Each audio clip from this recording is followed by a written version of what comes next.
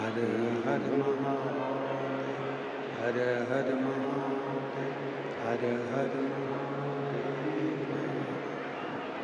काशी विश्वनाथ वरदानी प्रकादर्शी कैलाशी जिनाशी भगवान शिव, जिनकी पुनीत पावन पवित्र शिव महापुराण की कथा भगवान शिव की कृपा से, उनके करुणा से, उनकी उदारता से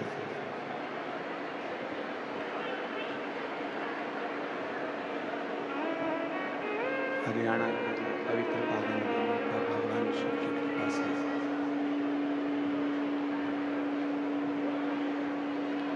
ये पवित्र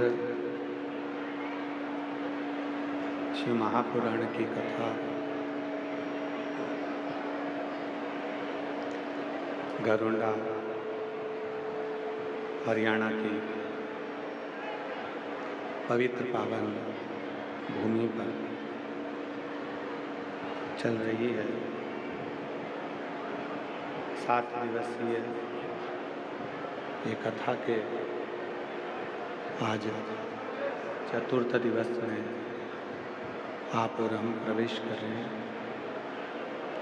भगवान शिव की ये पवित्र पावन आनंदमय शिव महापुराण की कथा भगवान शिव की ही कृपा से, करुणा से, उनकी उदारता से आपको और हमको श्रवण करने का सौभाग्य प्राप्त हुआ है। कथा के मुख्य आयोजक नगर खेड़ा सुधार सभा घरोंडा अनाज मंडी की ओर से ये पवित्र कथा का दिव्य भव्य आयोजित किया गया है। एक बार नगर खेड़ा सुधार सभा घरोंडा अनाज मंडी को एक बार जोरदार ताली बजाकर उनका स्वागत, वंदन, अभिनंदन। जिनकी इस अथक प्रयास से, प्रबल प्रयास से यह पवित्र कथा श्रवण करने का सौभाग्य आप और हमको प्राप्त हुआ है। और तेरी कृपा बिना न हिले एक भी लेते विश्वास तेरी कृपा से तनु बखान क्या करूं मैं राखों के ढेर का, चपटी बबूत में खजाना कुबेर का। गंगाधार मुक्ति द्वार ओंकार तू, भोले ओंकार तू, आयो शरण तिहारी शंभु तार तार तू। एक आत्मा, दूसरा परमात्मा।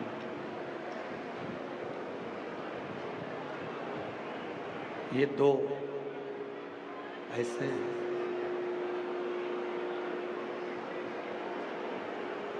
जिनको आपकी सत्यता से मतलब है। गला पकड़ा ऐसा नहीं चलेगा। जिनको केवल आपकी सत्यता से मतलब है, उनको कोई इस आत्मचिंतन को, इस आत्मचित्त को, इस मन को सब कुछ मालूम है। दुनिया में सबसे सब कुछ छुप सकता है, पर एक आत्मा ऐसी होती है, एक आत्मा ऐसी होती, गला पकड़ रहा है, साउंड, गला खींचना पड़ रहा है, गला बहुत तकलीफ दे रहा है। एक आत्मा ऐसी होती है जिसको सब कुछ ज्ञात होता है। आपके जीवन में आप कैसा कर्म कर रहे हैं, आपके जीवन में आप कैसा कर्म कर चुके हैं और किस कर्म की ओर आप बढ़ रहे हैं,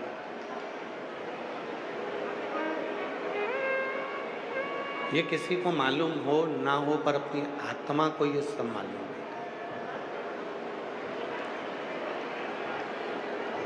अपने चित्त को ये सब मालूम है।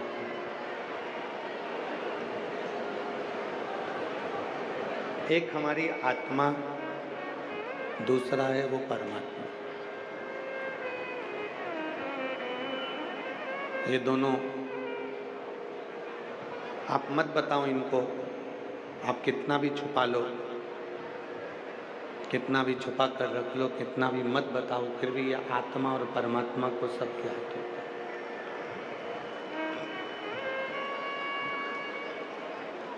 इसीलिए शिव महापुराण की कथा कहती है, शिव पुराण कहती है कि आत्मचिंतन बहुत जरूरी है। आत्मचिंतन से मतलब है कि जो हम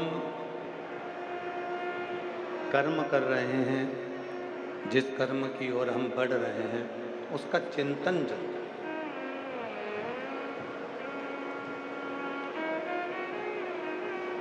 कभी कभी अपने जीवन में जब भगवान शिव को एक लोटा जल चढ़ाने के लिए शिव जी के मंदिर में जाओ, भगवान शंकर को जल चढ़ाने के लिए जब भगवान शंकर के मंदिर में पहुंचो, शिव जी के मंदिर में जब आप जल चढ़ाने के लिए जाओ, तो जल चढ़ाने के बाद जब आप नंदी के पास में आकर बैठते हो, नंदी के पास आप जब जाकर बैठते हो, तो थोड़ा सा आत्मचिंतन किया। आत्मचिंतन से मतलब है कि हे परमात्मा, इस शरीर के द्वारा, मन के द्वारा, चित्त के द्वारा, मेरी वृत्ति के द्वारा, मेरी बुद्धि के द्वारा कभी किसी का बुरा ना हो, कभी किसी का गलत ना हो।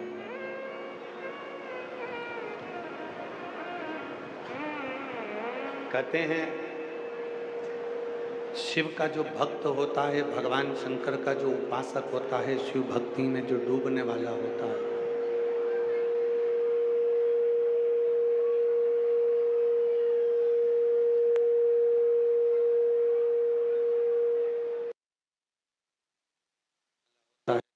शंकर की जो उपासना करने वाला होता है, वो अपने चित्त को, अपनी वृत्ति को, अपने मन को, कोई भी कर्म करता है तो उस कर्म में शिव को समर्पित करता है।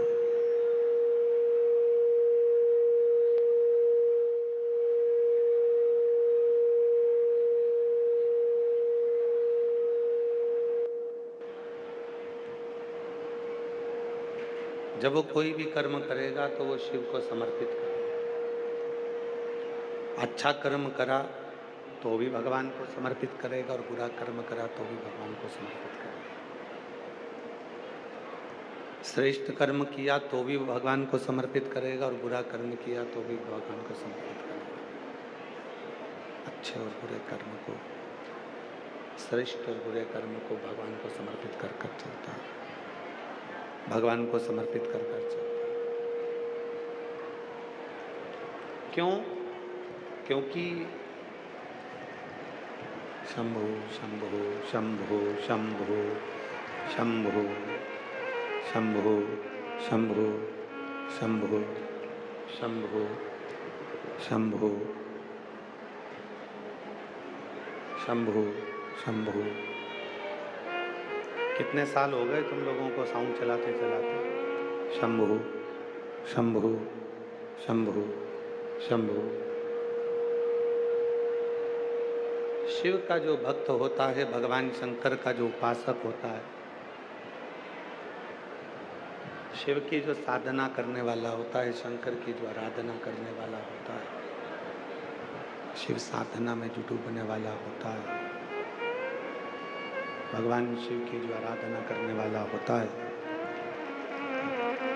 वो अपने अच्छे और बुरे कर्म को शिव को समर्पित कर चलता है। अच्छा कर्म भी भगवान शंकर को देगा और बुरा कर्म भी भगवान शंकर को। शायद शिव महापुराण की विद्येश्वर संहिता में एक बात लिखी है।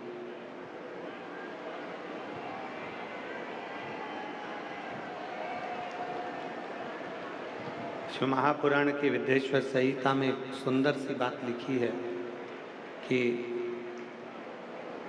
इधर की आवाज बढ़ा दो बाबा। शंभु। शिव महापुराण की विद्येश्वर संहिता में एक बात लिखी है कि जो बेलपत्र है, चाहे वो बेलपत्र कैसा भी हो, पूर्ण बेलपत्र है तो भी वो शिव जी को स्वीकार। मान लो ये बेलपत्र बीच में से कहीं टूट गया, खंडित हो गया, वो भी शिव को स्वीकार, तो भी वो भगवान शंकर को स्वीकार। विद्येश्वर संहिता शिव महापुराण की कहती है कि मान लो बेलपत्र पूर्ण है तो भी शिव को स्वीकार है, बेलपत्र बीच में से खंडित हो गया वो भी शिव को स्वीकार है, बेलपत्र की एक पत्र टूटकर अलग हो गई और वो पत्र यदि आपको मिल गया है और तो भी आप उन तीनों को चढ़ा रहे हो तो भी वो स्वीकार है, तो भी वो स्वीकार है।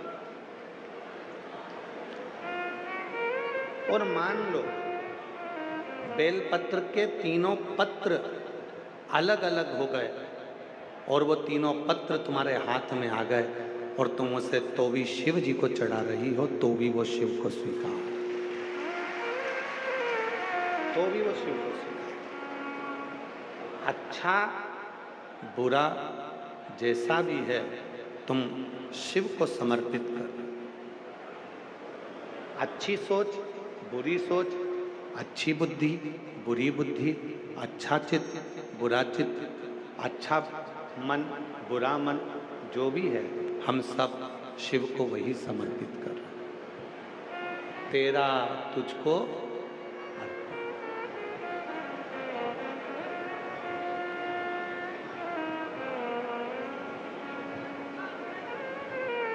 तेरा तुझको अर्पण।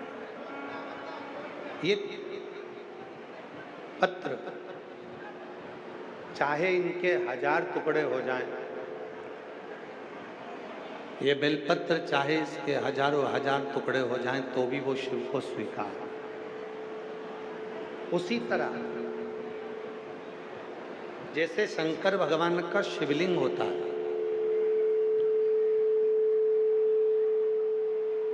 थोड़ा समझिएगा बहुत ध्यान से। घर में अगर भगवान कृष्ण की मूर्ति है, उसके उंगली टूट गई, हाथ टूट गया या कोई चीज में खंडित हो गई तो वो खंडित मानी जाए।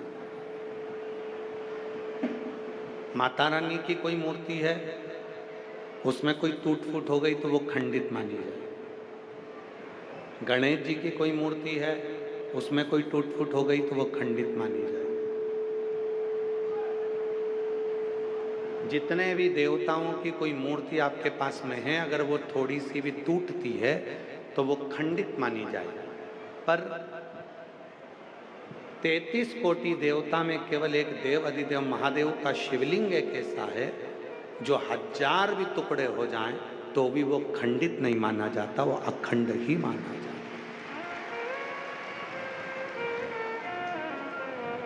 वो खंडित नहीं कहलाए। आपके घर में अगर कोई शंकर भगवान का शिवलिंग रखा है, उसके 4 टुकड़े हो गए, 3 टुकड़े हो गए, कोई बच्चे ने उसको गिरा दिया, स्नान कराते कराते खंडित हो गया, उसके टुकड़े टुकड़े हो गए, 1000 टुकड़े हो गए उसके, तो भी वो खंडित नहीं कहलाए। वो खंडित नहीं हो सकता, वो अखंड है।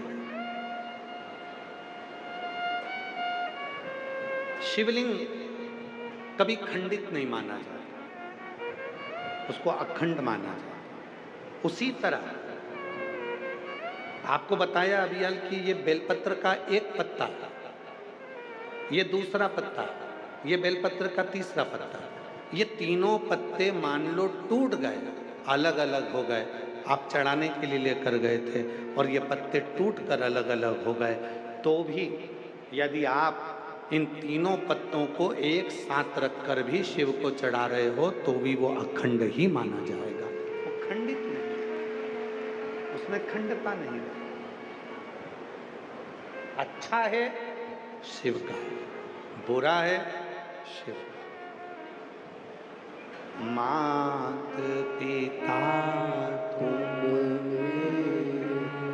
शरण गाऊं मैं किसकी स्वामी शरण में किसकी तुम बिन और न दूजा प्रभु बिन और ना दूजा आस करूं मैं किसकी ओम जय जगदीश।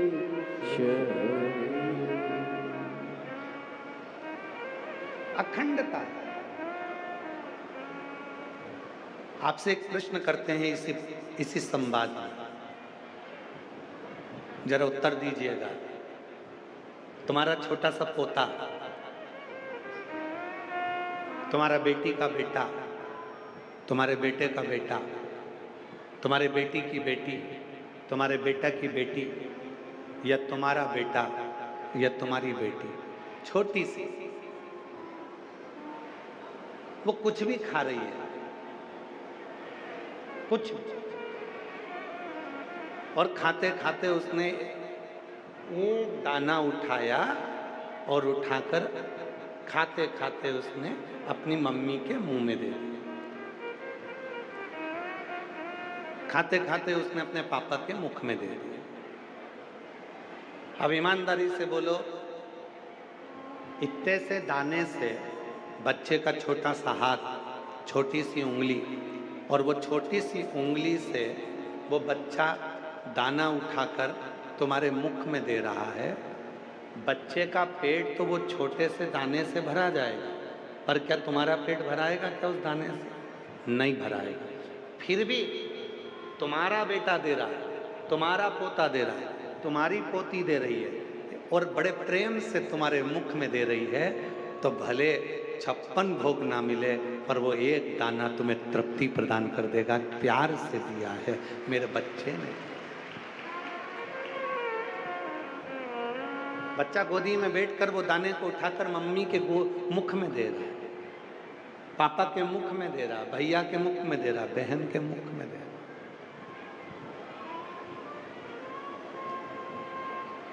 छोटा सा दाना,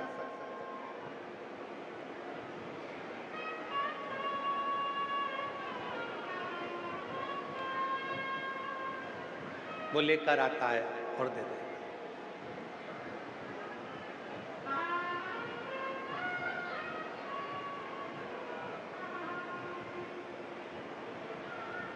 और वो इतना सा दाना हमको जो तृप्ति देता है, वो तृप्ति मूल हो जाता है। वो तृप्ति एक बिल्कुल छोटा सा दाना वो लाके दिया और उसमें हमको तृप्ति। अब वो दाना इतना बड़ा नहीं है, वो भोजन का कोरा इतना बड़ा नहीं है, पर वो दाना जो उसने प्रेम से दिया है वो तृप्त कर रहा है। जो उसने दिया है उसमें हमको तृप्ति मिली। उसी तरह आप पिता हो, भगवान शंकर पिता है, माँ जगत जननी दुर्गा भवानी माँ है। आप सब, हम और आप उस शिव के पुत्र पुत्री हैं, बेटा बेटी हैं। हम अगर अच्छा भी देंगे तो भी वो स्वीकार करेगा, और हम उसे बुरा भी देंगे तो भी वो स्वीकार करेगा, और खुश होगा कि मेरे बच्चे ने कम से कम मुझे कुछ तो दिया, कुछ तो प्रदान करा।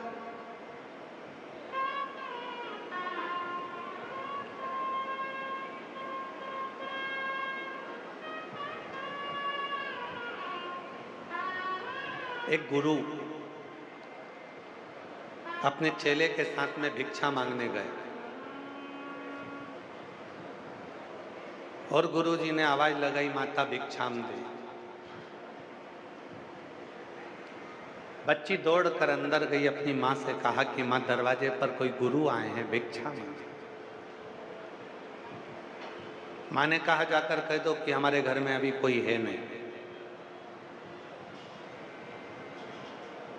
बच्ची ने बाहर जाकर कह दिया, माँ बाबा अभी हमारे घर में कोई नहीं है। बाबा ने कहा बेटा थोड़ी सी तो भिक्षा दे दो। बेटी फिर अंदर गई कि बाबा तो जान ही रहा, भिक्षा लिए दे। माँ ने कहा कह दो कि हमारे घर में अभी कुछ भी नहीं है। बेटी ने जाकर कहा बाबा हमारे घर में कुछ भी नहीं है। बाबा ने कहा बेटा मैं बिना भिक्षा के जाऊंगा नहीं, एक काम कर, झाड़ू लगा दे, थोड़ा सा कचरा मेरे कमंडल में डाल।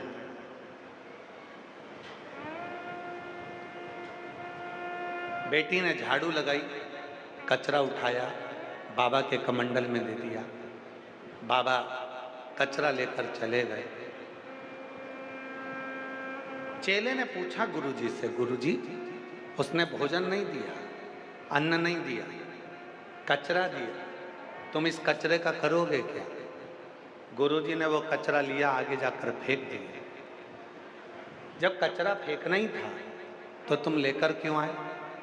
गुरुजी ने कहा, उसकी माँ ने अपनी बेटी को ये सिखा दिया कि संत आए तो कह देना कि कोई है नहीं, संत आए तो कह देना कुछ नहीं है। मैंने उस बेटी को सिखाया है कि संत दरवाजे पर आए तो खाली ना जाए, भले कुछ भी दो पर देकर भेजो। बेटी ने कम से कम आज कचरा दिया है, जब शादी होकर जाएगी तो दरवाजे से किसी संत को कभी खाली नहीं भेजे। देने की जो आदत है वो बचपन से होती है। प्रार्थना की जो आदत है वो बचपन से होती है।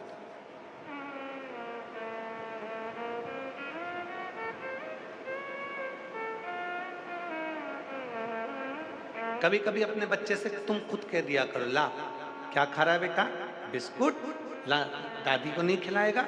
बच्चा आएगा, छोटा सा टुकड़ा तोड़कर दादी को मुख में बिस्कुट देगा, भले पूरा नहीं दे पर इतना सा भी दे तो तुम खुश हो।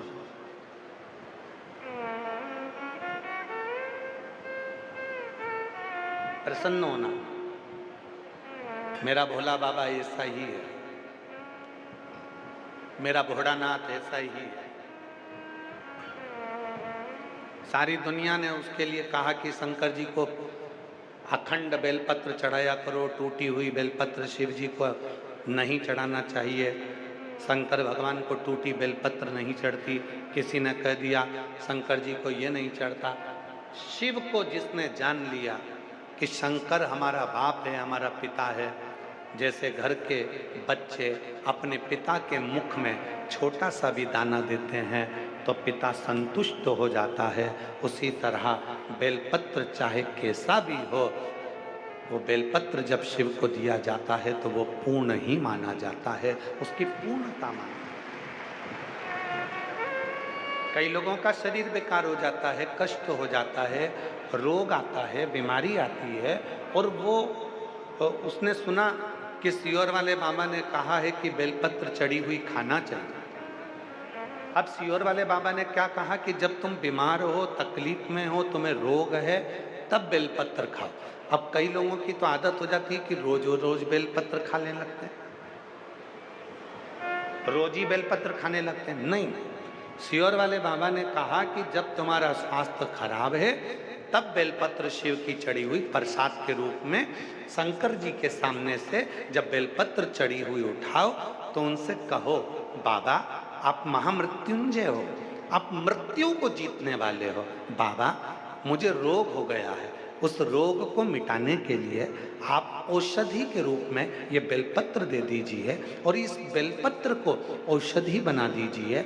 जब आप ऐसा कहकर भगवान शंकर को महामृत्युंजय के रूप में बोलकर उनसे औषधि मांग कर लाओगे, तब उस बेलपत्र को खाओगे तो बेलपत्र असर करती है।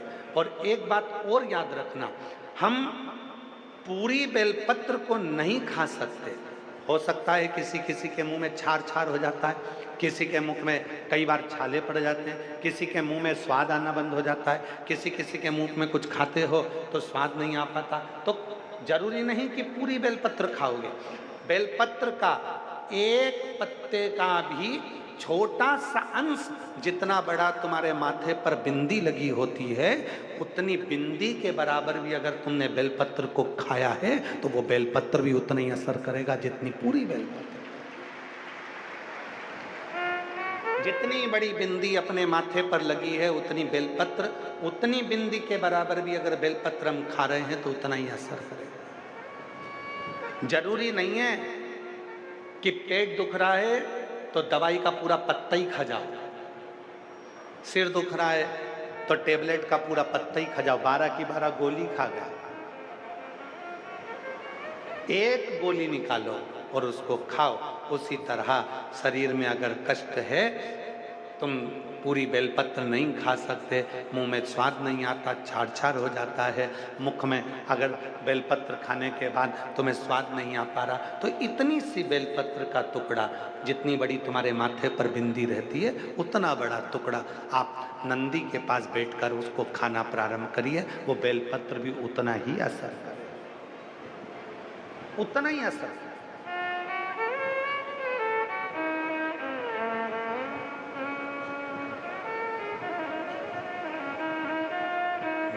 मैंने तेरे ही भरोसे बाबा, तेरे ही भरोसे हवा बिच उड़ती जावागी, बाबा डोर तो छठी में कटी जावागी, भोले मैं तेरी पतंग, शंभू मैं तेरी पतंग। जरूरी नहीं है कि तुम बहुत सारा खाओगे तो असर करे।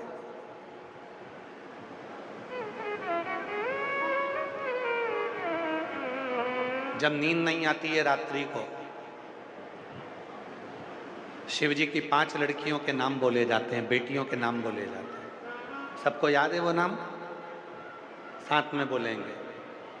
पहले नंबर पर जया, दूसरे नंबर पर विषहरा, शामली वारी, दौतली और देव। कई लोग ऐसे हैं जो नींद की गोली खाकर सोते हैं, उनके लिए सबसे सुंदर तरीका है, आज ही प्रैक्टिकल कर कर देखना कि सियोर वाला बाबा झूठ तो नहीं बोल रहा है। क्योंकि अभी तो हम तुम्हारे यहाँ 3 दिन हैं, तुम पकड़ सकते हो, हमको बोल सकते हो कि हमने आज ही प्रैक्टिकल करा था तो भी हमको नींद नहीं आई। आज ही प्रैक्टिकल करो, नींद की गोली मत खाना। शिव जी की 5 लड़कियों का नाम लीजिए।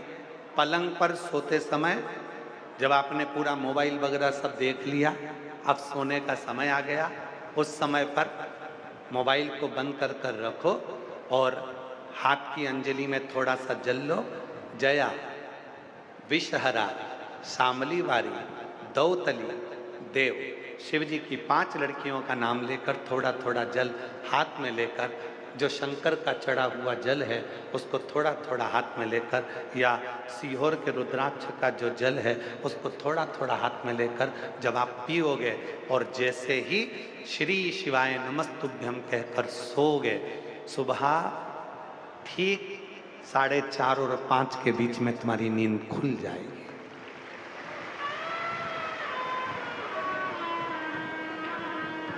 ये कोई नाम साधारण नहीं है।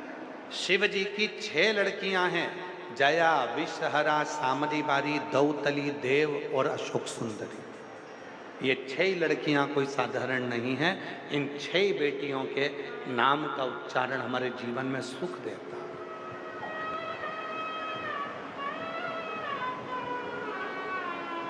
एक छोटी सी बेलपत्री का टुकड़ा मात्र, जरा सा बिंद, एक पत्र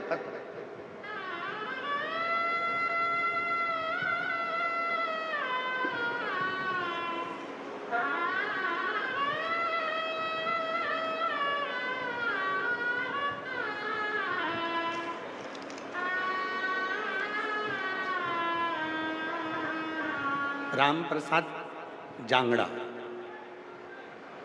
कहीं बैठे हों। पिता का नाम है राम प्रसाद जांगड़ा, माता का नाम है नीलम जांगड़ा, बेटी का नाम है दीक्षा रानी। कहीं बैठी हों तो हाथ हिला सकते हैं। गांव है डांडी, भोजराज, फतेहाबाद, हरियाणा की रहने वाली। भोले बाबा, एक लोटे जल का मैं क्या बखान करूं। मेरी बेटी की उम्र 18 साल हो गई है, जो जन्म से विकलांग है। वो जन्म से विकलांग है, उसकी उम्र है 18 साल, जन्म से विकलांग है। उसका शरीर का नीचे का जो हिस्सा है बिल्कुल भी काम नहीं करता था। कमर से लेकर नीचे का जो पांव का हिस्सा है वो बिल्कुल भी काम नहीं करता। उसको विकलांग का सर्टिफिकेट दिया गया है, वो विकलांग है। उसे हमने हरियाणा, राजस्थान, गुजरात, अन्य राज्यों के जितने भी माने हुए डॉक्टर हैं सबको दिखाया, पर सभी डॉक्टरों का कहना था कि इसका लोअर बॉडी कभी भी काम नहीं करेगी। बेटी 18 साल की हो गई, इसकी लोअर जो बॉडी है, नीचे की जो बॉडी है वो कोई काम नहीं करेगी। गुरुदेव, यह सुनकर हम थोड़ा सा उदास हुए, पर हमने हार नहीं मानी। मुझे भोले बाबा पर पूर्ण विश्वास था, वह मेरी बेटी को ठीक करेंगे। किसी ने आपकी कथा के बारे में बताया और कथा में बताए अनुसार मैं रुद्राक्ष लेने 2024 को सीहोर गई। उसे रात को गलाकर सुबह शिवलिंग जी पे चढ़ाती, मेरी बेटी को शंकर जी पे चढ़ी हुई बेलपत्र का छोटा सा अंश उसको देती और शिव का चढ़ा जल देती। वो अपने कमर से नीचे कोई काम नहीं कर सकती थी, सही से बैठ नहीं सकती थी, सोती रहती थी, अच्छे से बैठ नहीं पाती थी। 18 साल की हो गई, डॉक्टर ने तो उसे विकलांग घोषित कर दिया। पर गुरुदेव, आज बाबा को मैं धन्यवाद देने के लिए आई हूँ। रोज जल पिलाती हूँ। जैसे जैसे दिन बीतते गए, मेरी बेटी को मैं जो जल पिलाती रही, आज उसका लोअर की बॉडी भी धीरे धीरे काम करना चालू कर दी है। मैं बाबा को यहाँ प्रणाम करने के लिए आई। उसकी नीचे की जो लोअर बॉडी है वो धीरे धीरे काम करना चालू कर दी। 18 साल की मेरी बेटी, जिसका मैं इलाज कराते कराते थक गई, और मेरी बेटी कभी सोती ही रहती थी, बैठ नहीं पाती थी, क्योंकि उसकी बॉडी काम नहीं करती। एक छोटी सी बेलपत्र का मात्र एक छोटा सा अंश। एक पत्र और है,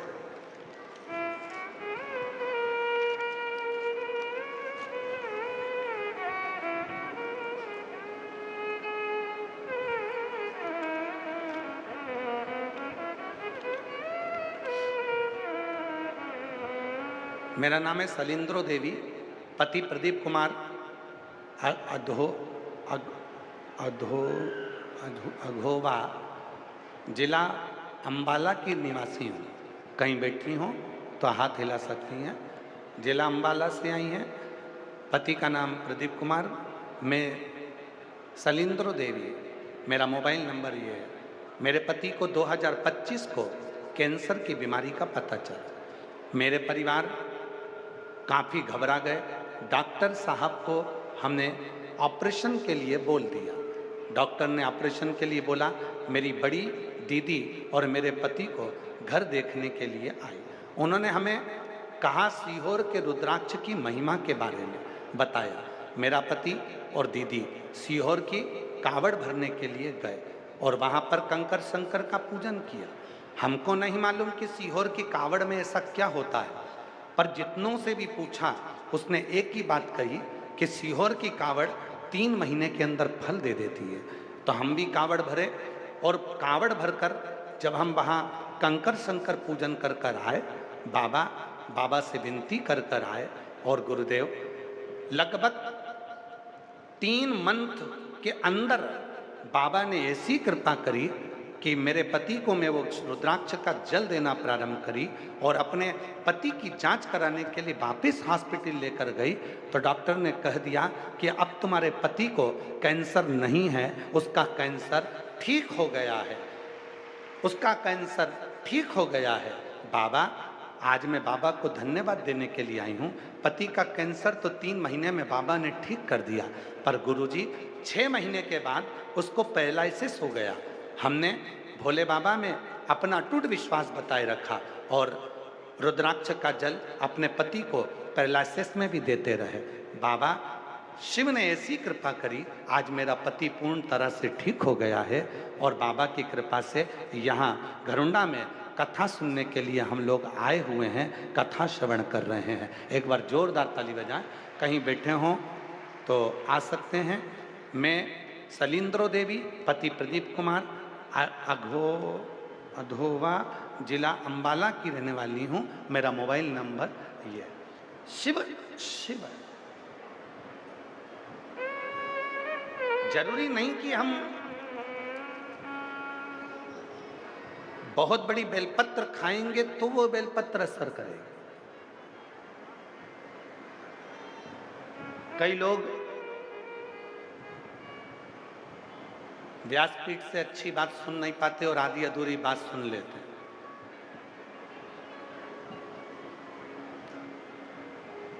कई लोग हमारा फोटो लगा लगा कर अपनी वॉइस निकाल कर, या वो कौन सा है आजकल हुआ है ना, एआई से हमारी आवाज निकाल कर उससे वीडियो बना बना कर लोग डाल देते।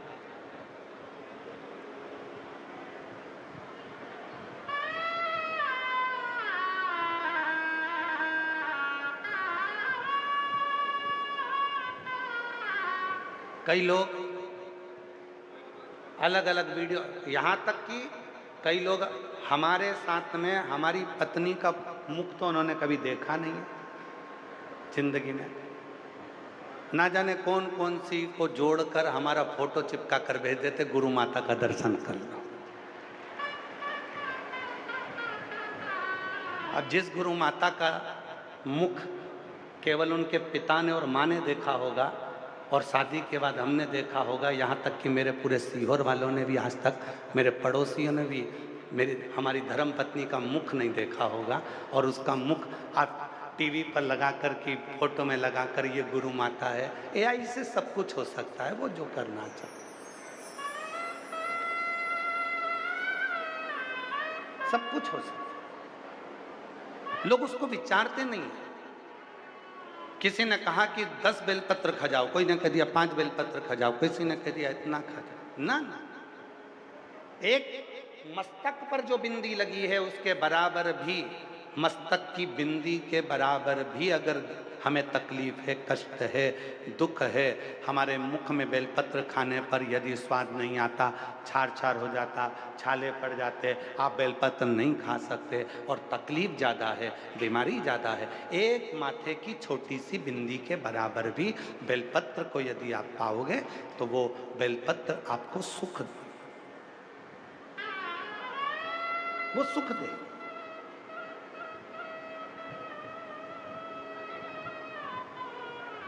किसी गलत भ्रम में नहीं पड़ना। आज के ज़माने में इतना आडंबर, इतना पाखंड, इतना दिखावा हो गया, लोग कहते कुछ हैं, करते कुछ हैं, बोलते कुछ हैं। कथनी में और कहने में बहुत अंतर होता है भाई, बहुत अंतर। कहने को तो लोग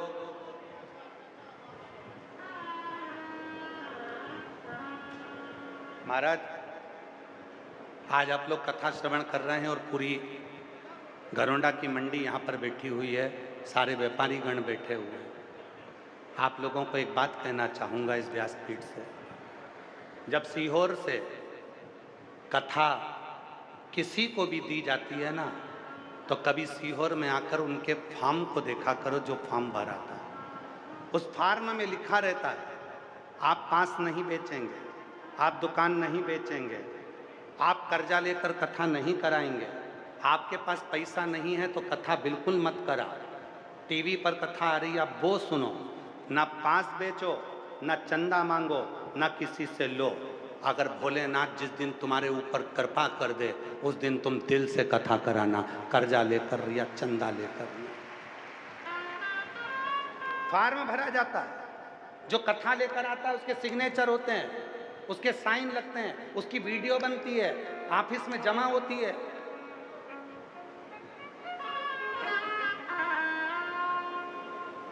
और फिर कह रहे हैं, मेरी जीजियों, तुम 10 सहेलियां एक नियम बनाओ, हमें हमारे गांव में कथा कराना है ना, तुम 10 सहेलियां नियम बनाओ कि मेरे भोले बाबा 12 महीने की शिवरात्रि आती है, मैं 12 महीने शिवरात्रि पर तेरे एक बेलपत्र, एक चावल का दाना, एक दुर्बा चढ़ाऊंगी।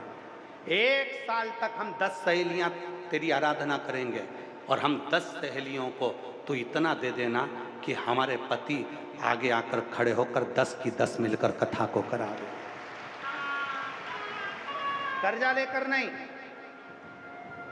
कर्जा मांग कर नहीं, किसी की अठन्नी लेकर नहीं, नहीं है टीवी पर कथा सुनो, दिल से सुनो। तुम्हारा ये भाई तुमको कभी कर्जे में देखना पसंद नहीं करेगा, कभी जिंदगी में आपके ऊपर कर्जा हो ये हमको पसंद नहीं आए। हम यहाँ तक कहते हैं अपनी व्यासपीठ से कि बैंक से भी अगर कुछ लिया है तो उसको देने का प्रयास करो, किसी से अठन्नी ली है तो उसको देने का प्रयास करो। जब मेरे भोले बाबा को तुम अपना 3 घंटा समय देते हो तो मेरा भोले बाबा भी तुम्हारे दुखड़े मिटाने के लिए तुम्हारे दरवाजे पर खड़ा है, कर्जा लेकर नहीं। और आज पूरे नगर खेड़ा सुधार सभा धरोंडा अनाज मंडी के जितने भी भाई बहन हैं, जितनी भी धरोंडा की सारी समाजें हैं, मैं उनको दंडवत प्रणाम करता हूँ, आपके चरणों को नमन करता हूँ। आप जैसे लोग संसार में नहीं होंगे जिन्होंने इस कथा को हृदय से अपनी हथेली पर संभाल लिया, शिव का रूप धारण कर। जीजियों, हमने 30 साल में ढेरों कथाएं करी हैं, महीने की 3 कथा होती हैं, लाखों हजारों कथाएं चलती रहती हैं। पर जो हरियाणा में देखा ना, मंडी में प्रवेश करते समय राइट हैंड पर भोजन भंडारा चल रहा, थोड़ा आगे बढ़ो तो कोई पानी पिला रहा। धरोंडा मंडी के एक एक दुकानदारों ने अपने दरवाजे पर मटके भर कर रख दिए, पानी की बोतल बांट रहा है, शरबत की बोतल बांट रहा है, पेप्सी बांट रहा है, कहीं फ्रूटी बांट रहा है, कहीं टॉफी बांट रहा है, कहीं बिस्कुट बांट रहा है, कोई खाना बांट रहा है। और कई कई तो ऐसे हैं जिन्होंने अपनी मोटरसाइकिलों लगा दी बुजुर्गों के लिए, कई ऐसे हैं जिन्होंने ई रिक्शा लगा दिया बुजुर्गों के लिए, और कई, मैं हरियाणा की पुलिस को धन्यवाद दूंगा जिसका नज़ारा हमने कल देखा। उस पुलिस को भी मैं सलूट मारता हूं कि हरियाणा के कलेक्टर महोदय, आईजी, डीआईजी, कमिश्नर, यहाँ के टीआई, यहाँ के एसपी, यहाँ के एसएसपी, यहाँ का एक एक प्रशासन। कल हमने एक नज़ारा देखा कि एक बुजुर्ग माता जब पैदल चलकर आ रही थी और उससे चला नहीं जा रहा था, वो अपने साथ एक बैग भी रखी थी, तो एक पुलिस वाले ने साइड में गाड़ी वाले से कहा, भैया तो इसको छोड़ कर आ जा। वो बच्चा कहता है मुझे डबल चलाना नहीं आता। पुलिस वाले ने खुद गाड़ी लेकर उस बूढ़ी माँ को मंडी के गेट तक छोड़ा, उसके लिए साधुता देता हूँ। ये पुलिस का एक नज़ारा है, ये हमारे भारत की शासन प्रशासन का एक नज़ारा है, ये हरियाणा गवर्नमेंट का एक नज़ारा है कि उनका मुख ये भी एक नज़ारा देता है। ये हरियाणा कहे ना, इस हरियाणा ने दिल हर लिया, इस हरियाणा ने मन को हर लिया है। इतना प्रेम, इतनी वात्सल्यता, इतनी करुणता, बच्चा बच्चा टॉफी, पानी, बिस्कुट आगे ले लेकर खिला रहा, पिला रहा, सेवा कर रहा है। मैं नमन करता हूँ जीजियों आपके स्वभाव को, और मंडी के रहने वाले सभी घरोंडा वासियों को मैं दंडवत प्रणाम करता हूँ। यहाँ के मीडिया को भी मैं नमन करता हूँ जो चतुरता से सब चीज़ों पर ध्यान रखकर इस कथा को सफल बनाने का प्रयास कर रही है। सफल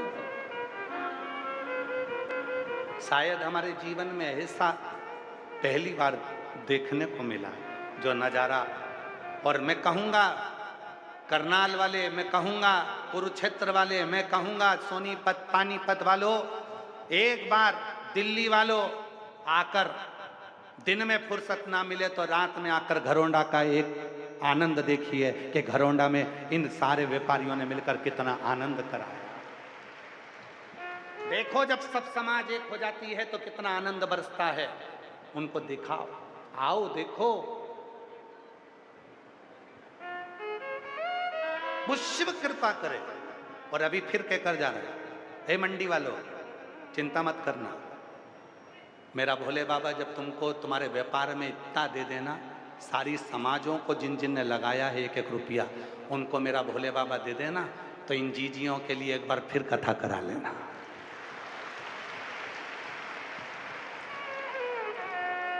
और खबर करना, मेरी बहनों का भाई और तुम्हारा साला, मेरी बहनों का भाई और तुम्हारा साला कथा करने के लिए जरूर आए, सूचना करना।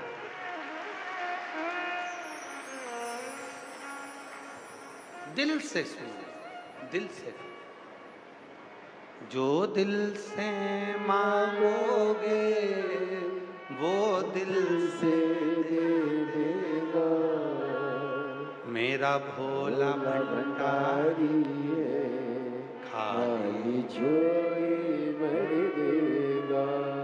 मेरा भोला भंडारी है, खाली झोली भर देगा। मस्तक पे चंदा है उजियारा कर देगा। मस्तक पे चंदा है उजियारा कर देगा। मेरा भोला भंडारी है, खाली झोली भर देगा। मेरा भोला भंडारी है, खाली झोली भर देगा। एक छोटा सा अंश मात्र बेलपत्री का भी हमारे रोग को मुक्त कर सकता। शिव पर चढ़ा हुआ जल भी हमको रोग से मुक्त कर सकता, रोग से मुक्त कर सकता।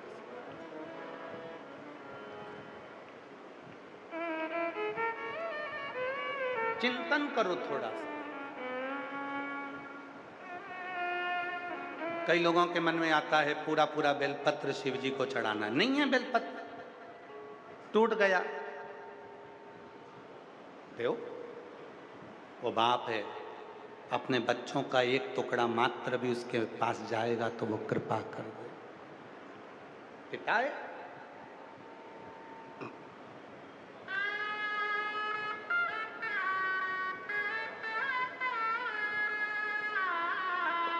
एक विश्वास के साथ उससे मांग। 43 डिग्री टेम्परेचर है। जब हम गाड़ी में आ रहे थे तो गोयल जी गाड़ी चला रहे थे, तो हमने उनसे पूछा कितना टेम्परेचर बाहर का? 43 के करीब है। शायद ये दुनिया की पहली ऐसी पुराण होगी, शिव महापुराण, जिसमें 43 डिग्री टेम्परेचर में भी लोग धूप में बैठकर कथा सुन रहे हैं, छाता लगाकर, आसन बिछाकर, जमीन भट्टी की तरह तप रही है, उसमें बैठे। किससे मिलने आए हो? सियोर वाले बाबा से नहीं। और सियोर वाले बाबा को तुम ये मत समझना कि हम कुछ तुम्हारा दुख मिटा देंगे। हमारा दुख तो खुद महादेव मिटाता है, तो हम क्या तुम्हारा दुख क्या खाक मिटाएंगे? कभी मत सोचना कि सियोर वाला बाबा तुम्हारा दुख मिटाएगा, हमारे चक्कर में तो रहना ही मत ही बिल्कुल भी। हम तुम्हारा दुख नहीं मिटा सकते। हाँ, तुम्हारा दुख, तुम जो शिव की कथा सुन रहे हो, शंकर की कथा श्रवण कर रहे हो, एक लोटा जल चढ़ा रहे हो और अपने दिल में शिव को बिठा रहे हो, कथा को सुनकर तुमने कानों से शंकर को अपने दिल में बिठा लिया, मुख से बोलकर अपने दुखड़े को मिटा लिया, बस उसने तुम्हारा दुख मिटाया। सीहोर वाले बाबा ने कुछ नहीं किया, कुछ नहीं। ना हमारे पास कोई बेल है, ना हमारे पास भभूति है, ना हमारे पास नारियल है, और ना हमसे मिलने आओ, हम तुमसे मिलते भी नहीं है। आपने मालूम होगा, अग्रसेन भवन वालों से पूछो, आप तो जाना अग्रसेन भवन में जाके पूछना, क्यों सीहोर वाला बाबा अपने कमरे से बाहर निकलता है क्या? निकलते ही नहीं। उनके जितने कैमरे लगे सारे कैमरे में छान मार। कमरे में जब गए, कथा के समय आए और कथा से कमरे में गए, दिन भर अपने कमरे में रहकर मंत्र जाप करना, भगवान का भजन करना, शिवलिंग है उसकी भक्ति करना, ठाकुर जी की सेवा कर लेना, शालिग्राम जी की सेवा कर लेना, अपने भजन में डूबे रहना, किसी से मतलब नहीं। आपसे मिलेंगे तो आपको लगेगा कि सीहोर वाला बाबा कुछ हमको ऐसी चीज़ दे दे कि हम करोड़पति बन जाए। हम जब तुमसे मिलेंगे ही नहीं तो तुम्हारा विश्वास शिव जी पे रहेगा और शिव जी का कृपा दृष्टि तुम पर रहेगी, हमसे कोई मतलब ही नहीं। क्यों मतलब?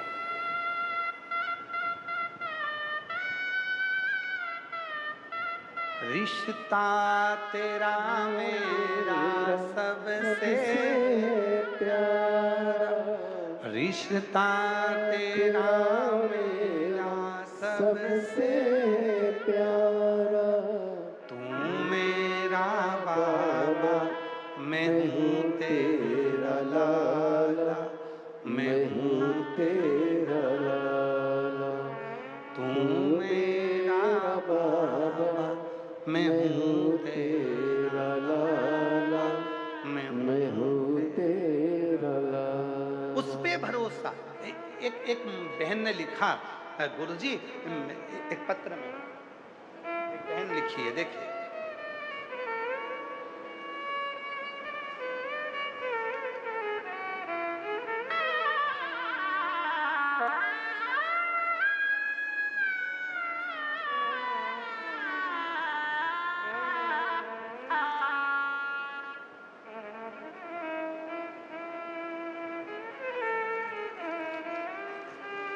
देखिए बड़ा सुंदर भाव है। बहन लिखती है, पिंकी चौहान, पति का नाम रोहतास चौहान, गांव बघोली, जिला अंबाला से आई हैं। मोबाइल नंबर मेरा ये है। श्री शिवाय नमस्तुभ्यम। गुरुजी, पशुपति व्रत में मैं क्या वर्णन करूं? सन 2024 में मेरे पति के गले में गठान हो गई। गठान हो गई थी। पहले हमने गांव में डॉक्टर को दिखाया, उनकी दवाई कोई आराम नहीं हुई। तब हमने फिर उनको एमएच में दिखाया और वहाँ भी उनको आराम नहीं लगा, गठान बढ़ती चली गई। तब एक डॉक्टर ने कहा ये गठान अच्छी नहीं है, इसकी जांच होगी, भेजा जाएगा। ये गठान कुछ गलत लक्षण देती है, बड़ी बीमारी को संकेत देती है। उसी डॉक्टर के यहाँ दिखाकर हम बाहर निकले थे, वहीं पर फल का ठेला लगा था, उससे हमने फल खरीदे। तो उस फल वाले ने कहा आप क्या दिखाने आए? तो क्या मेरे पति के गठान हो गई गले में।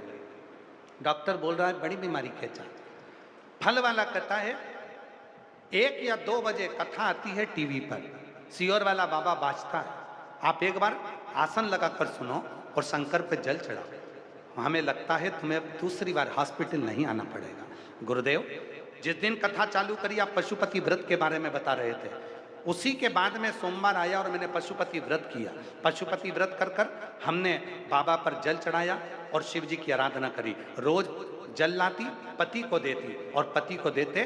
फिर हम उसको, अपने पति को पीजीआई चंडीगढ़ के हॉस्पिटल ले गए। वहाँ पर जब इलाज कराने के लिए लेकर गए तो डॉक्टर ने कहा गठान नहीं है, हड्डी बढ़ी है। हड्डी का इलाज चालू हुआ। और बाबा की ऐसी कृपा हुई कि दूसरी बार फिर हमने चंडीगढ़ के उसी हॉस्पिटल में जांच कराई तो डॉक्टर ने कह दिया इनका तो पूरा गला ठीक है, ना हड्डी बड़ी है ना गठान हुई है, और डॉक्टर ने कह दिया सारी रिपोर्ट नॉर्मल है, सारी रिपोर्ट नॉर्मल। मैं शिव को नमन करने के लिए एक पत्र और देखिए, इस बच्चे का फोटो देखो पहले, और बच्चे का फोटो देखने के बाद में अब पत्र पर ध्यान दें। मैं शांतिपाल घरोंडा निवासी हूँ, मैं शांतिपाल घरोंडा निवासी हूँ, कहीं बैठी हूँ तो हाथ हिला सकती हैं। मेरा मोबाइल नंबर ये है।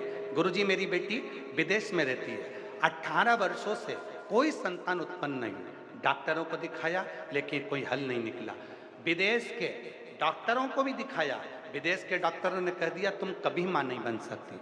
IVF करवाया, टेस्ट भी करवाया, सब कुछ करवाया, विदेश में जो जो इलाज होता है सब करवा चुकी, फिर भी औलाद नहीं हुई। तब आखिरी में किसी के कहने पर ऐसा सुना था कि कथा के पंडाल में बैठकर जो मांगो वो मिलता है। हम 2024 में तारा बाबा की कुटिया में सिरसा में पहुंच गए, वहां पंडाल की मिट्टी को लेकर मैं आ गई और वही मिट्टी मैंने अपनी बेटी को भेज दी। बेटी ने वो मिट्टी को अपने गर्भ से लगाया, गर्भ लगाने के 3 महीने भी नहीं हुए और बाबा की कृपा से 18 साल बाद वर्ष 2025 में मेरी बेटी के घर में पुत्र रत्न की प्राप्ति 18 साल के बाद। वो कथा पंडाल की मिट्टी में ऐसा क्या हो जाता है?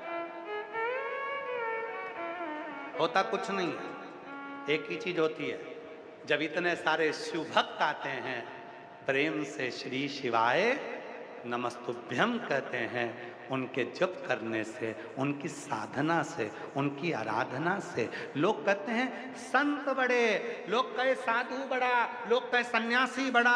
शिव पुराण कहती है शंकर की कथा सुनने वाले भक्त बड़े, जो 42 डिग्री टेम्परेचर में भी अपना AC और कमरा छोड़कर, पंखा छोड़कर, कूलर छोड़कर यहाँ भट्टी जैसे तप रहे हैं और कथा का 1 बजे से 4 बजे तक इंतजार करते हैं, रात भर भजन करते हैं। तो वहाँ की मिट्टी साधारण नहीं रहती, वहां की मिट्टी भी चंदन बन जाती है और वो भी फल देने लगती है, वो भी फल देती है।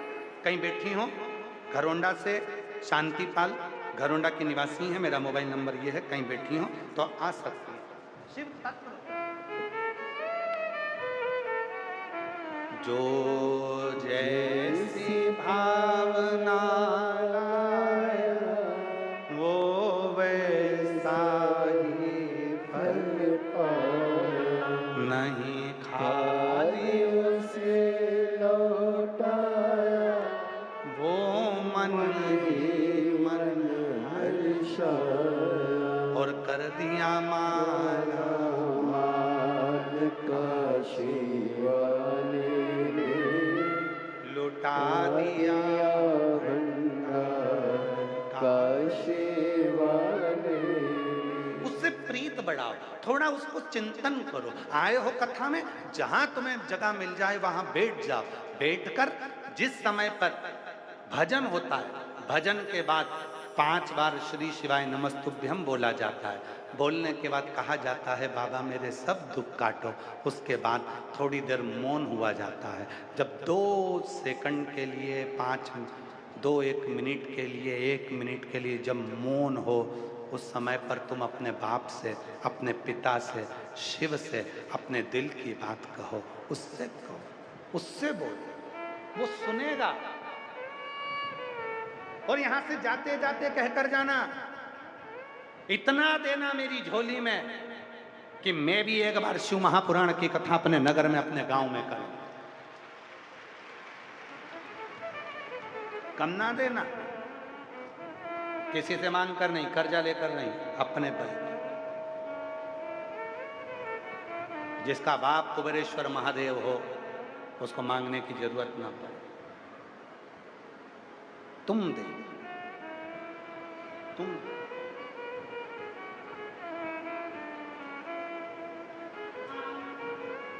तेरे दरबार की बाबा निराली शान देखी है, तुझे देते नहीं नहीं देखा हर झोली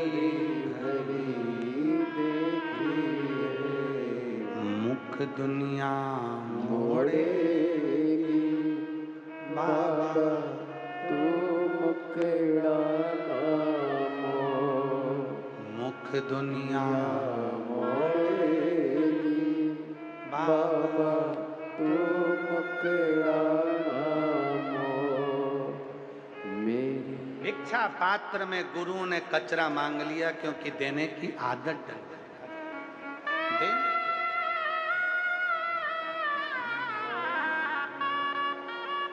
मुख दुनिया मोड़ेगी बाबा तू मुखड़ा ना मोड़। मेरी लगी परी दीनू बाबा तू वे ना हो। मेरी लगी परी। आप ही के भाई हैं प्रदीप चौहान, प्रदीप कुमार जी, जिनको कैंसर हो गया था। आप उनकी बहन हैं, वो आज आए नहीं है और बाद में पैरालिसिस हो गया था।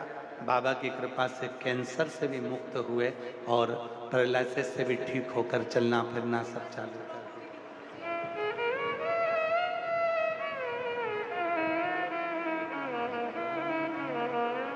वो शिव है,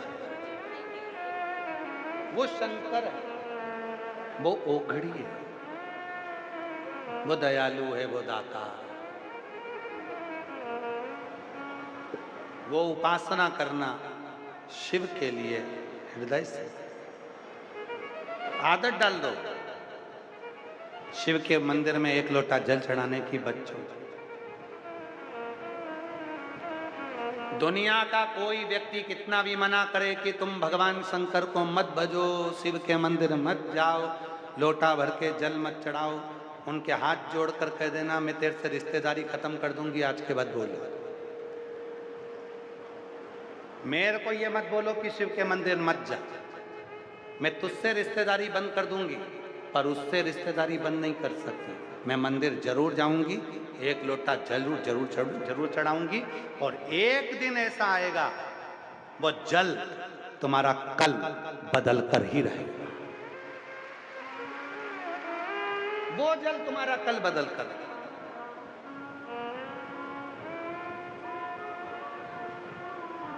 बदलेगा। वो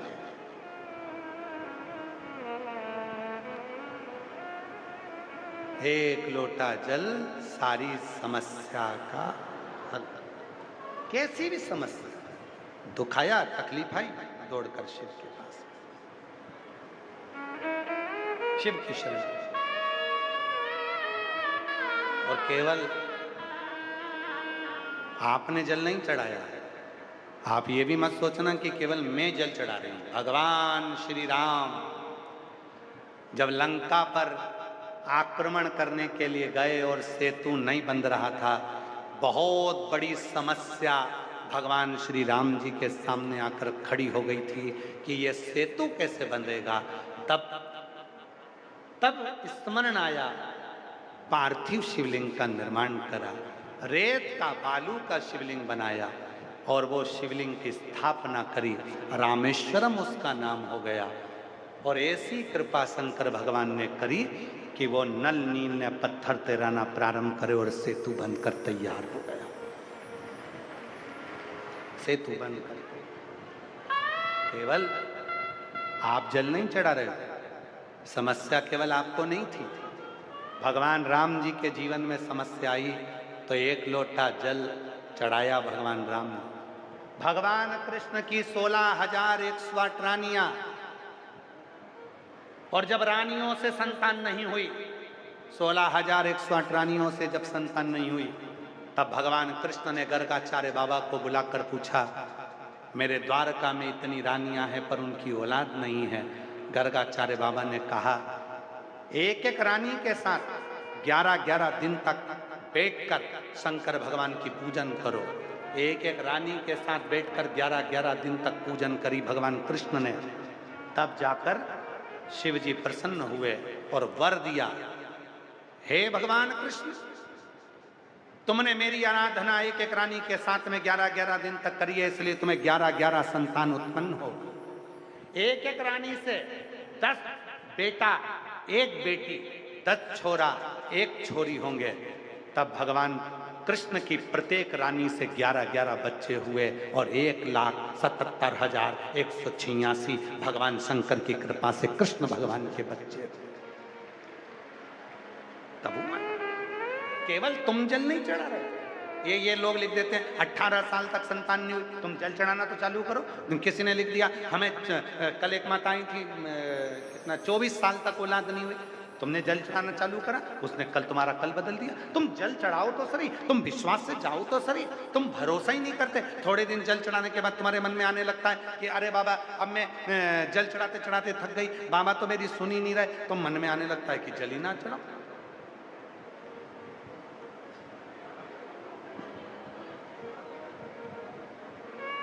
बच्चे को भी जन्म लेने में 9 महीना लगता है, पर आज के लोगों को इतनी जल्दी है, मैंने आज जल चढ़ाया तो मेरा कल काम होना चाहिए, मैंने अभी ऐसा करा तो मेरा अभी ये काम होना चाहिए, मैंने आकर ऐसा करा तो मेरा ऐसा काम होना चाहिए, अभी की अभी होना चाहिए। ना ना ना ना, बच्चे को जन्म लेने में 9 महीना लगता है। इसलिए जल चढ़ाते रहो, चढ़ाते रहो, रोज शिव के मंदिर जाते रहो, और जब जब तुम्हारी टीवी पर, मोबाइल पर तुम्हें शिव महापुराण की कथा, जब तुम्हें सूचना मिल जाए कि कुबेरेश्वर बाबा के धाम से ये चलकर ये कुबेरेश्वर बाबा की पोथी आई है, उस दिन पंडाल में बैठकर कथा श्रवण कर लो और अपने बाप से अपने दिल की बात कर लो। उस दिन कृपा स्वयं शिव कर चढ़ाओ।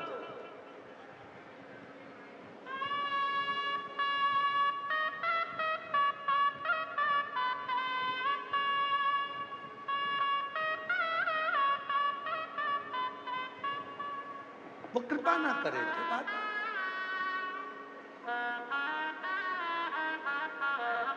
महाराज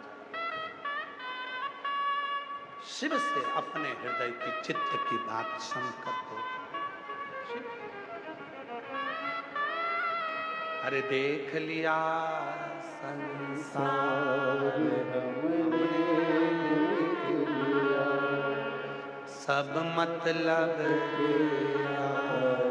हमने देख लिया, झूठे नाते झूठे रिश्ते, झूठे नाते झूठे रिश्ते, अरे झूठा है संसार हमने देख लिया, सब मतलब के यार हमने देख लिया संसार हमने देख लिया। गुरु का काम कितना है? गुरु का केवल एक काम है, तुम्हें शिव तक पहुंचाना। गुरु का एक काम है, तुम्हें शंकर की शरणागति तक पहुंचाना। इससे ज्यादा गुरु कुछ नहीं करता। जब सीहोर गुरु पूर्णिमा पर गुरु दीक्षा लेने के लिए, गुरु नाम लेने के लिए लोग आते हैं, केवल एक कुबेरेश्वर बाबा का धाम ही केवल एक ऐसा है जहां पर साल में केवल एक ही बार गुरु मंत्र दिया जाता है, शिव दीक्षा दी जाती है, शिव नाम दिया जाता है। केवल एक साल में केवल एक ही दिन, उसके सिवाय। हमारे बीच में स्वामी जी महाराज आए, एक बार जोरदार ताली उनका स्वागत करना।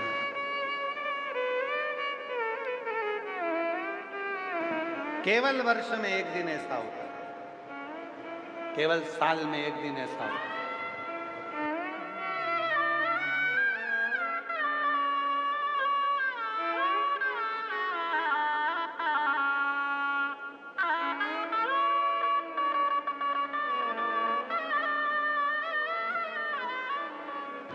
केवल वर्ष में एक ही दिन जो गुरु पूर्णिमा का दिन रहता है, सारी जगह पर साल भर लोग दीक्षा देते हैं। जहां जहां लोग जाते हैं वहीं पर दीक्षा देकर आते हैं। बहुत सारे लोग ऐसे मिलेंगे, तुम्हारे यहाँ आएंगे, दीक्षा देकर चले जाएंगे। बहुत सारे लोग आएंगे, साल भर दीक्षा देते हैं। केवल एक कुबरेश्वर धाम ऐसा है जहाँ गुरु पूर्णिमा के दिन दीक्षा दी जाती है। पहले पूरे 6 दिन शिव पुराण की कथा सुनाई जाती है। जब पूरी कथा सुन लेते हैं तब 7वें दिन गुरु पूर्णिमा के दिन दीक्षा दी जाती है। और दीक्षा देने से पहले सबको बोल दिया जाता है, तुम ये विचार मत करना कि हम तुम्हारा दुख मिटाने आएंगे। आप जिस मंत्र को ले रहे हो उस मंत्र का उच्चारण करना, एक ना एक दिन मेरा भोलेनाथ तुम्हारा दुख मिटाने जरूर आएंगे। उसको जपो।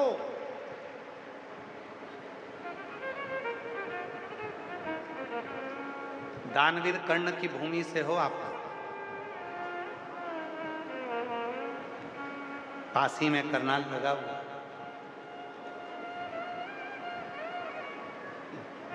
दानवीर कर्ण की भूमि। महाभारत का एक चरित्र स्मरण करिए थोड़ा सा। आप लोगों ने कथा में सुना हो, कभी श्रीमद् भागवत में या गीता में श्रवण किया। द्रौपदी के चीर को दुशासन खींच रहा। द्रौपदी बिलख रही है, रो रही है।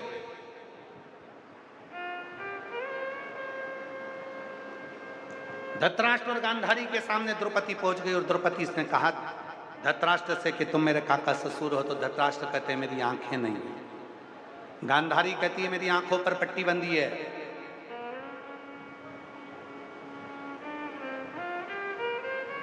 द्रौपदी रोती रोती भीष्म पितामह के पास पहुंच गई।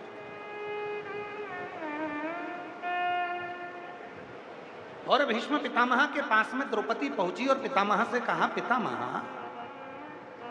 आप हमारे घर के बुजुर्ग हो, बड़े हो, कम से कम तुम तो मेरा साथ दे दो। भीष्म पितामह ने कहा, मैंने दुर्योधन के घर का अन्न खाया है और जैसा खाया अन्न, जम के बोलो वैसा हो गया मन। जैसा पिया पानी वैसी हो गई बात। जैसा पिया दूध वैसा बन गया बुद्ध। बुद्धि कैसे बनती है? दूध से। बुद्धि दूध से। मैं बोल नहीं सकता, मैं कुछ कह नहीं सकता।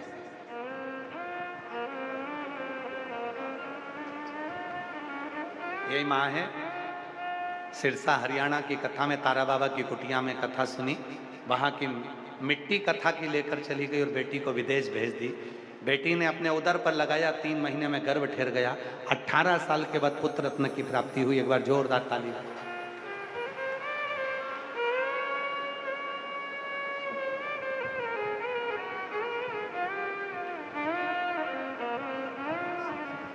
शिव कृपा से, शिव कृपा से। जी कह रही है बेटी इतना मानती है तो वो कहती है कि सियोर वाला बाबा एक बेलपत्र से और रज से ठीक कर दे, पर ऐसा नहीं, करने वाला स्वयं शिव है, उसके सिवाय कोई कुछ नहीं कर सकता।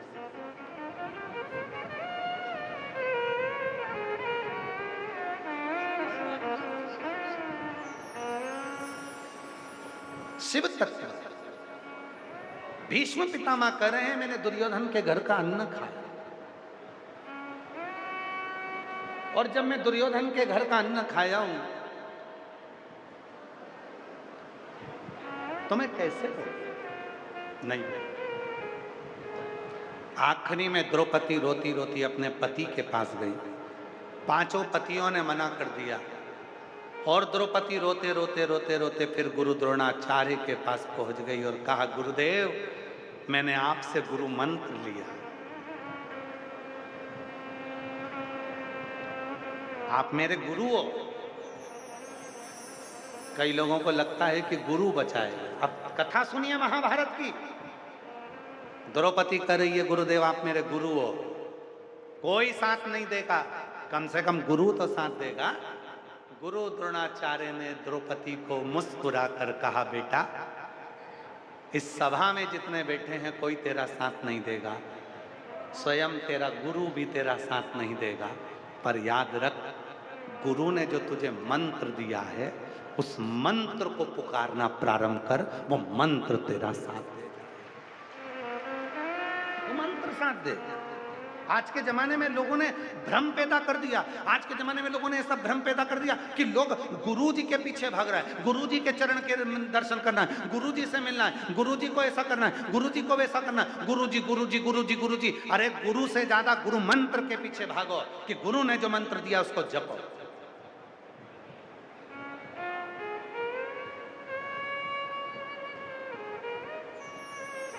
लोग तो लगे हैं आडंबर में करने में, लोग तो लगे हैं पाखंड करने में कि लोग हमें भगवान मानने लगे।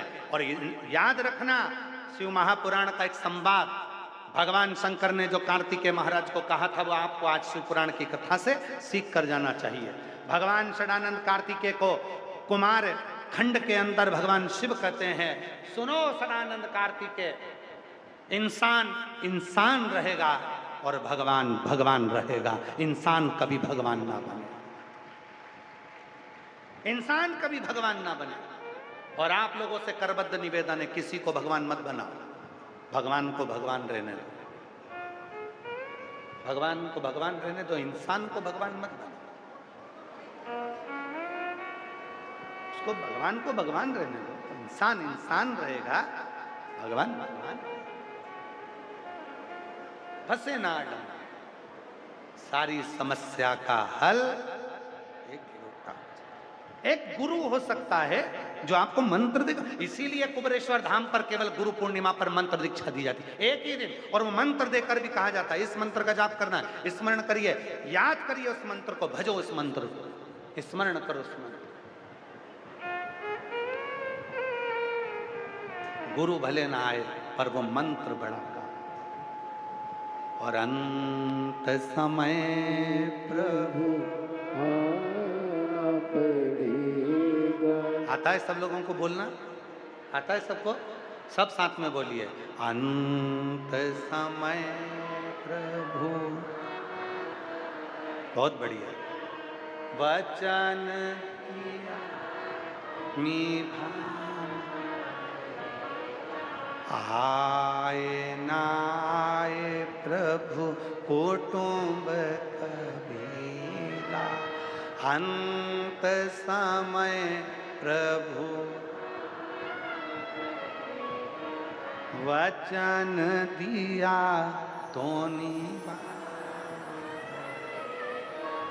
अंत समय प्रभु आना पड़ेगा। कोई नहीं आए ना, गुरु तुम्हारे सामने। अब किसी के प्राण छूटे, कोई कहे गुरु जी मेरे सामने आके खड़े हो जाते, गुरु जी नहीं हो, फालतू की बात।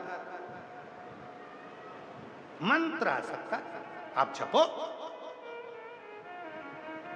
फिर वही वाली बात आ गई जो कल वाली, भीड़ में तन्हाई में प्यास की गहराई में मुझे तुम याद आते हो, मुझे तुम याद आते हो। कुछ याद नहीं आएगा। गुरु सामने, प्राण छूट रहे हैं, वेंटिलेटर पर पड़े हो, अंतिम सांसें चल रही है, हॉस्पिटल में पड़े हो, ना तुम्हारे माता अंदर आएगी, ना पिता अंदर आएगा, ना पत्नी अंदर आएगी, ना भाई अंदर आएगा। वेंटिलेटर पर पड़े हो, डॉक्टर सिस्टर अपना काम कर रहे होंगे, तुम सांस अंतिम गिन रहे होगे, कोई नहीं आएगा।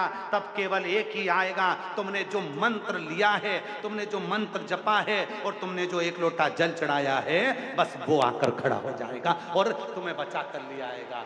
वो भीड़ में तन्हाई में प्यास की गहराई में मुझे तुम याद आते हो, मुझे तुम याद आते हो। उसको स्मरण करो, उसको याद करो, उसका भजन करो, उसका कीर्तन करो, उसका स्मरण करो।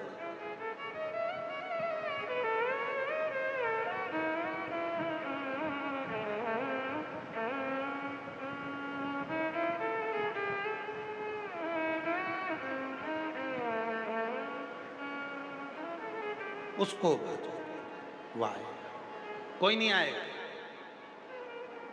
तुम्हारे कितने रिश्तेदार हैं जरा याद करके बताओ, सबको गिन लो। तुम्हारे देवर जेठ मारा भाई, मारी बहन, मारा मौसा, मारी मौसी, मारा काका, मारी काकी, मारे इतने सारे रिश्तेदार। चलो ठीक है, इतने सारे रिश्तेदार है तुम्हारे। अब तुमसे कहते हैं तुम्हारे ऊपर कर्जा हो गया, किसी रिश्तेदार से 20 लाख रुपए लेके बताओ।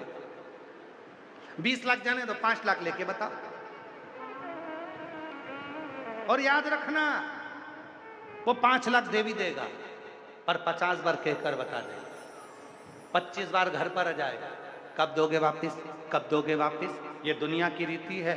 कोई व्यापारी पैसा खाकर चले जाए तो तुम उसका कुछ नहीं बिगाड़ सकते, और सग्गा भाई अगर 50,000 खा जाए तो ताना दे देकर मार देते हो। ये दुनिया की रीति है, ये दुनिया की रीति है। व्यापारी खा गया, पैसा डूब गया, इतना वहां युद्ध चल रहा, वहां ये सा चल रहा, हमारा पैसा डूबा पड़ा हुआ है, पैसा डूब गया, पैसा डूब गया। और सग्गा भाई अगर 1-2 लाख खा गया तो फिर तुम्हें कम खाना चाहिए। अपना ही तो है, खा गया तो खा गया। ये सोचना कि एक व्यापार में पैसा कोई दूसरा खाया था, उसको 2 लाख 5 लाख और ले गया, पर सग्गा नहीं खाना चाहिए, दूसरा भले खा जाए। ये दुनिया की रीत है, दुनिया की रीत है। नहीं, कोई नहीं आएगा, कोई नहीं देगा, तब अंत समय में एक ही देगा। अंत समय प्रभु, सब बोलो, सब बोलो। साथ देने वही आएगा, कर्जा मिटाने वही आएगा, दुख मिटाने वही आएगा, बीमारी मिटाने वही आएगा, तकलीफ मिटाने वही आएगा, तुम्हारे दुख की घड़ी में खड़ा वही मिलेगा। अंत समय प्रभु आना पड़ेगा, और वचन दिया तो निभाना पड़ेगा। और आए ना आए प्रभु कुटुंब कबीला, अंत समय प्रभु आना पड़ेगा। वो केवल अंत समय, तुम्हारी दुख की घड़ी में वही तो आकर खड़ा होगा।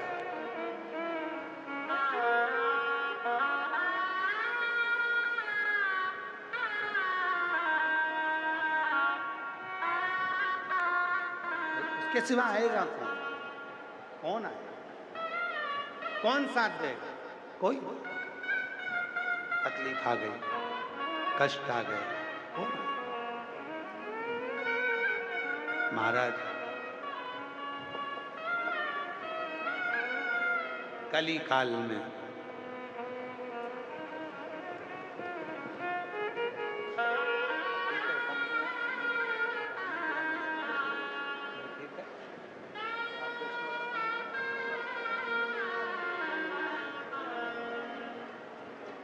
भैया बोल रहे हैं, मेरी घरवाली ने शिवजी पे जल चढ़ा चढ़ा कर मुझे दिया, गले में गठान हो गई थी, डॉक्टर ने बहुत कुछ बोल दिया था, पर मेरी घरवाली ने शिवजी पर भरोसा करा और आपकी कथा पर भरोसा करा। गुरुजी आज मैं ठीक होकर खड़ा हूँ, पूरी रिपोर्ट नॉर्मल आ गई। एक बार जोरदार ताली बजा।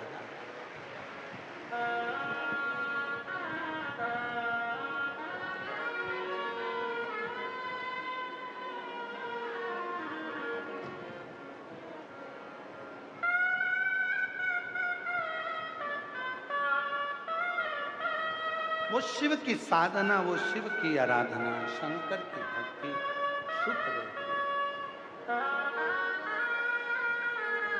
उस पर करा गया भरोसा कभी डिगता नहीं। दृढ़ी भरोसे में दृढ़ता हो, दृढ़ी भरोसा हो तो सुख देगा। और अगर भरोसा ही दृढ़ी नहीं है तो शिव कैसे मिले? कितना सुंदर संवाद है महाराज।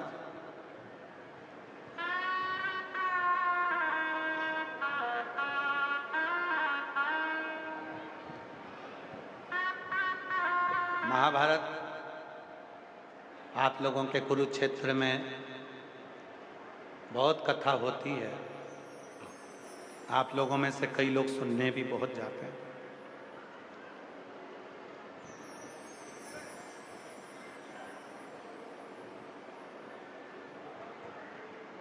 भागवत भी सुनते हैं, रामायण भी सुनते हैं, गीता भी सुनते हैं, कथा भी सुनते हैं।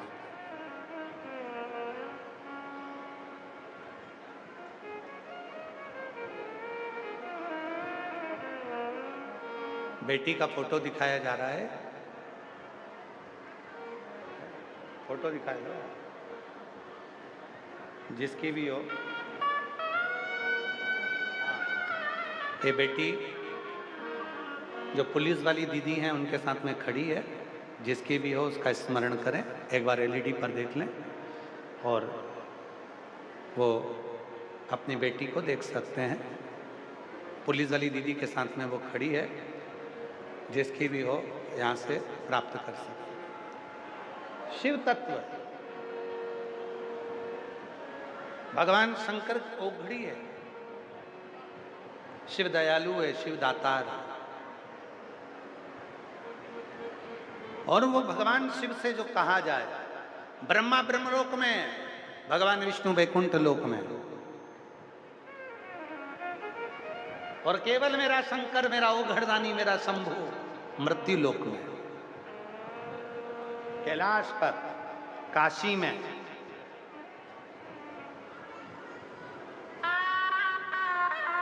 कुबेरेश्वर धाम पर, उज्जैनी में, हर जगह पर वही विराजमान। प्रत्येक स्थान पर, प्रत्येक स्थान वही है। बस दिल से कहोगे वो दिल से सुने। श्रवण शिव कथा कर रही है भगवान शंकर का। एक गुरु का जो फर्ज है, गुरु का जो काम है, वो केवल शिव तक पहुंचाने का। इसके बाद शिव जाने। ऑटो वाले का काम क्या है? तुम्हें गरुड़ा मंडी तक पहुंचा दिया, अब अंदर जाकर कथा को श्रवण करना, ये तुम्हारी जवाबदारी। उसका काम था, पहुंचाया उसने। गुरु का काम है पहुंचा। कितना सुंदर है। एक संवाद बड़ा सुंदर आता है। एक गुरुजी निकल कर जा रहे थे, शिव के भक्त थे भगवान शंकर के। जाते जाते उनको गाय का सूखा गोबर, कंडा, अलोनी, गोबरी, अब यहाँ हरियाणा में क्या कहते हैं वो हमको नहीं मालूम। एक होता है गाय के गोबर को ऐसे थपथपा कर, कई लोग दीवार पे थाप देते हैं, कई जमीन पे थाप देते हैं, तो कंडा बना लेते हैं। यहाँ क्या बोलते हैं उसको? हाँ तुम समझ गए ना सर? हाँ ठीक है। तो कई लोग हाथ से थपथपा कर उसका कंडा बना लेते हैं, और कई लोग गाय ने गोबर करा और वो गोबर वहीं पड़ा पड़ा सूख गया, वो अलोना कंडा हो गया, अलोनी गोबरी हो गई, सूखा गोबर। गुरुजी निकल के जा रहे थे, वो सूखी हुई जो गोबरी थी, गाय ने जो गोबर करा था, वो वहीं पर पड़ा पड़ा ठंड सूख गया। वहीं से गुरुजी निकल कर जा रहे थे, उनके मन में आया गोबरी पड़ी है, ले चलता हूँ, यज्ञ में डालूंगा, तैयार कर लूंगा और हवन हो जाएगा। पर गुरुजी ने सोचा कि अब मैं बहुत दूर तक चलूंगा, कहाँ लेकर जाऊं रहने, क्या करना ले जाकर। अब गुरुजी निकल गए, पीछे से एक कोई भाई आ रहा था। उस भाई ने उसको उठाना चाहा, तो उस गोबरी में से आवाज आई कि तुम मुझे लेकर मत जाओ, लेकर जाए तो कोई शंकर का भक्त मुझे लेकर जाए। गोबरी ने जैसे कहा, उस कंडे ने जैसे कहा, वो गाय के सूखे हुए गोबर ने जैसे कहा, तो किसान भाई ने पूछा, भाई तू मेरे साथ क्यों नहीं चलना चाहता? तू मेरे साथ किस लिए नहीं चलना चाहता? तो वो सूखा हुआ जो गोबर था, जो गोबरी थी, वो गोबरी बोली, भाई तू मेरे को लेकर जाएगा, घर में ले जाकर जलाएगा, मेरे जलने से तू सब्जी पकाएगा, बाद में मेरी राख को ले जाकर बर्तन मांजेगा और फेंक आएगा, और अगर कोई शिव का भक्त मुझे लेकर जाएगा तो यज्ञ की अग्नि में मुझे डाल देगा। जब वो यज्ञ की अग्नि ठंडी हो जाएगी तो उसमें से भस्म निकलेगी, तो वो भस्म महादेव को चढ़ा देगा। बस इसलिए मैं तेरे साथ नहीं, इसलिए मैं तेरे साथ नहीं जाना चाहता।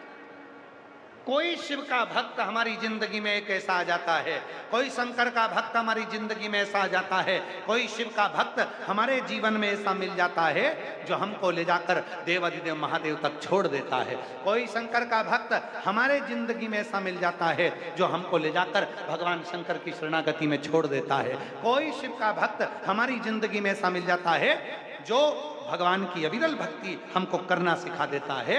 और जब हम भगवान की अविरल भक्ति में श्री शिवाय नमस्तुभ्यम के उस मंत्र में जब डूबने लगते हैं तब शिव अपने आप कृपा करना प्रारंभ कर देते हैं। कोई भक्त हमारी जिंदगी में ऐसा नहीं।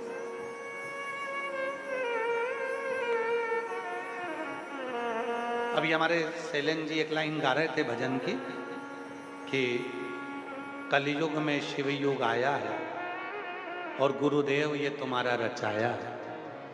पर हम उनसे कहेंगे कि उसको गुरुदेव ने नहीं रचाया है, उसको तो स्वयं महादेव ने रचाया है।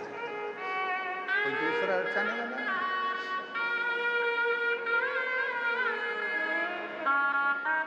ये रचाने वाला कोई दूसरा नहीं, स्वयं शिव है, स्वयं शिव।